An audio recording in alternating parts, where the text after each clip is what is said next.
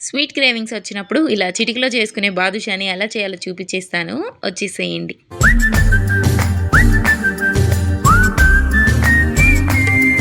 Badushas prepare చేసుకోవడానికి Dove prepare చేసుకుందాము. ఇలా వెడల్పాటి బౌల్ ఒకటి తీసుకొని ఇందులోకి ఒక కప్పు కొలతగా తీసుకొని ఆ కప్పు నిండా గోధుమ పిండిని అయితే యాడ్ చేసుకున్నాను.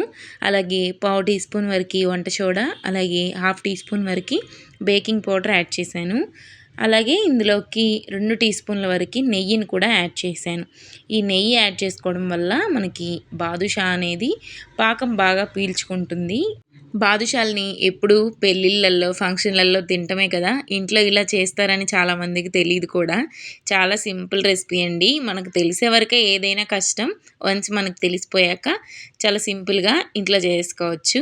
ఆడవాళ్ళ వల్ల కానిది ఏముంది చెప్పండి? అది కూడా వంటల్లో అంటే ఇంక మన వల్ల కానిది ఎవరి వల్లన్నా అవుతుందా? అలాగే ఓన్లీ ఈ బాదుషానే కాదు, చాలా చాలా రెసిపీస్ మన వంటింట్లో మనం కళ్ళ ముందు చూసే ఇంగ్రీడియంట్స్తోనే చాలా సింపుల్గా చేసేసుకోవచ్చు. అవన్నీ కూడా నేను మీతో ఒక్కొక్కటిగా మీతో షేర్ చేస్తాను. సో అవన్నీ మీరు చూడాలి, మీకు ముందుగా నా వీడియోస్ అన్నీ రావాలంటే ఇంకా మన ఛానల్ని ఎవరైనా సబ్స్క్రైబ్ చేసుకోకుండా ఉంటే సబ్స్క్రైబ్ చేసుకోండి. ఇలాంటి మంచి మంచి వీడియోస్ మీకు ఫాస్ట్గా నోటిఫికేషన్ వస్తుంది. ఇప్పుడైతే పిండిని ఇలా అయితే కలుపుకున్న తర్వాత మూత పెట్టేసుకొని ఒక 10 మినిట్స్ పక్కన పెట్టేసుకుందాం. 10 మినిట్స్ అంటే మనం బాదుషాకి పాకం రెడీ చేసుకునే వరకు పక్కన పెట్టేసుకుంటే సరిపోతుంది. ఇప్పుడు ఒక గిన్నెని స్టవ్ పైకి యాడ్ చేసుకొని మనం పిండి తీసుకున్న కప్పుతోటి సేమ్ అదే కప్పుతో చక్కెర తీసుకోవాలి. అదే కప్పుతోటి 1½ కప్ వరకు వాటర్ యాడ్ చేసుకున్నాను. వాటర్ ఇలా బాగా షుగర్ కరిగిపోయి బాయిల్ అయిపోయేలాగా కొంచెం జిగట పాకం వస్తే సరిపోతుంది. తీగ పాకాలు ఇవేం రానవసరం లేదు. ఇలా పట్టుకుంటే ఇలా మనం రబ్ చేస్తే జిగటగా ఉంటే సరిపోతుంది. ఇందులోకి కొంచెం యాలకుల పౌడర్ కూడా యాడ్ చేసుకున్నాను. ఇలాచీ ఫ్లేవర్ ఇష్టం లేదు, మేము తినము అనుకుంటే స్కిప్ చేసుకోవచ్చు. ఇలాచీ ఫ్లేవర్ ఏ స్వీట్కైనా ది బెస్ట్ టేస్ట్ని ఇస్తుంది. సో చాలా వాటికి స్కిప్ చేయకుండా ఉండడానికి చూడండి. పాకం అయితే కొంచెం జిగటగా రాగానే నేను స్టవ్ ఆఫ్ చేసి పక్కన పెట్టేసాను.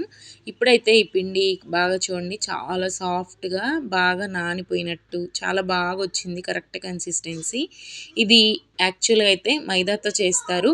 మైదాతో చేస్తే ఇంకా పర్ఫెక్ట్గా వస్తుంది. బట్ మైదా అంత హెల్త్కి మంచిది కాదండి. సో వీలైనంత వరకు మైదాని స్కిప్ చేయడానికే ట్రై చేయండి. నేను ఇంట్లో పిల్లలు కూడా తింటారు కాబట్టి గోధుమ పిండితోనే చేశాను. ఇలా మన పిండిని మళ్ళీ ఒకసారి బాగా మిక్స్ చేసేసుకొని చిన్న చిన్న బాల్స్గా చేసుకొని ఇలా ప్రెస్ చేసుకొని బాదుషా షేప్లోకి అయితే తీసుకొచ్చుకోవాలి.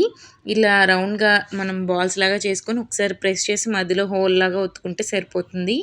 ఇలా మనకి మరీ రౌండ్గా రాకుండా కొంచెం ఇలా క్రాక్స్ వస్తేనే బాగుంటుంది బాదుషాకి. మామూలుగా గులాబ్ జామ్ లాగా రావాల్సిన అవసరం లేదు. ఇలా కొంచెం క్రాక్స్ వస్తేనే బాగుంటుంది. ఇప్పుడు డీప్ ఫ్రైకి ఆయిల్ హీట్ అవ్వకూడదండి. జస్ట్ అలా స్టవ్ పైకి ఆయిల్ యాడ్ చేసుకొని మనం వేలు పెడితే తట్టుకోగలిగేంత వేడి ఉంటే సరిపోతుంది. వేలు కాలకుండా కొంచెం గోరువెచ్చగా ఆయిల్ ఉన్నప్పుడు యాడ్ చేసేసుకోవాలి. ఇలా ఒక్కొక్కటిగా అన్నీ యాడ్ చేసేసుకోవాలి. ఎందుకంటే మనం కొద్దిగా వేసుకోవడానికి ఆయిల్ హీట్ అయిపోయాక మళ్ళీ చల్లారాలంటే చాలాసేపు పడుతుంది కదా. సో అందుకే ఒకటేసారి వేసేసుకోవాలి. ఇలా అన్నీ అడ్జస్ట్ చేసుకొని వేసేసుకొని ఇప్పుడు మీడియం ఫ్లేమ్లో పెట్టేసుకొని ఫ్రై చేసుకోవాలి. మనకి కావాల్సిన కలర్ వచ్చేంత వరకు బాగా ఫ్రై చేసుకోవాలి. మనకి బాదుషా కలర్ అనేది ఎవరికి తెలియదు చెప్పండి, చాలా మంచిగా అందరికీ తెలుసు. అండ్ మీకు కావాలంటే మనం కలుపుకునేటప్పుడు డవ్లో కొంచెం ఫుడ్ కలర్ కూడా యాడ్ చేసుకోవచ్చు. అది కూడా అంత హెల్త్కి ఏం మంచిది కాదు. న్యాచురల్గా తినటమే ది బెస్ట్ అని చెప్తాను నేనైతే. ఇలా ఒకసారి మనం వేయగానే బాగా పైకి తేలొచ్చేసాక ఇలా ముందుకి వెనక్కి తిప్పుకుంటూ ఫ్రై చేసుకుంటే మంచిగా మాడకుండా, అలాగే ఒక సైడే కలర్ రాకుండా మొత్తం కూడా ఈవెన్గా ఫ్రై అవుతాయి. మనకి చూడటానికి కూడా లుక్ వైజ్గా కూడా చాలా బాగుంటుంది. ఇలా మనకి కళ్ళకి మంచిగా లుక్ వైజ్గా మంచి కలర్ వచ్చేసాక మొత్తం కూడా ఇలా స్ట్రైనర్లో కనుక తీసుకుంటే ఆయిల్ అంతా స్ట్రెయిన్ అయిపోతుంది. ఇలా ఒక్కొక్కటి స్ట్రైనర్లోకి యాడ్ చేసుకొని ఆయిల్ కొంచెం బాగా స్ట్రెయిన్ అయ్యాక దీన్ని డైరెక్ట్గా ఇంక వేరే ప్లేట్లోకి యాడ్ చేసుకోకుండా పాకంలోకి వేసేయడమేనండి. వేడి తగ్గితే అంత బాగా పాకాన్ని పీల్చుకోవు. ఇలా డైరెక్ట్గా పాకంలోకి వేసేస్తున్నాను నేను. కరెక్ట్గా మునిగేలాగా కనుక మనం పాకం రెడీ చేసుకుంటే సరిపోతుంది. ఇలా ఒక 5 మినిట్స్ కూడా పట్టదండి.